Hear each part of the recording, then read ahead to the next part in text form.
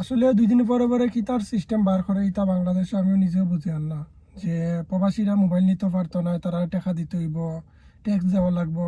অত বেদনা কি তার লাগি রে ভাই, তোমরা তোমার তানোর প্রবাসীরা লইয়া, প্রবাসীরা তোমার তানোর দেশ চালার, রেমিটেন্স পাঠার, তোমার তানোর দেশ অর্থনীতিভাবে সচ্ছল থাকে, সুন্দরভাবে চলার।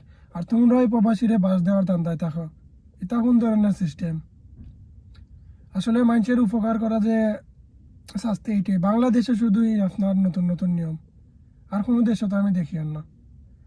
2 দিন পরে পরে সিস্টেম বার করবো প্রবাসী রেলিয়া, প্রবাসী তাই না ফুতুল নি যে তুমি জিলা কইবা ইলা খেলবো, জিলা করবা ইলা থাকবো না, তোমার টাকায় চলে না, তুমি খাওয়াও না, তুমি তার ফ্যামিলি চালাও, তার টাকা দিয়ে চলে, তার মাথার গাম পাওয়া ফেলাই হে কাম রোজগার করিয়া খার।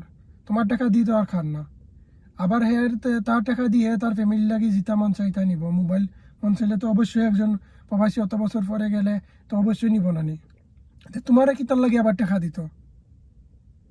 তোমার বাপের টাকা দিনে আর নাকি তা তোমার টাকা দিনে আর তোমরা তোমার দণ্ড টাকা দিত। আল্লাহ আল্লাহ।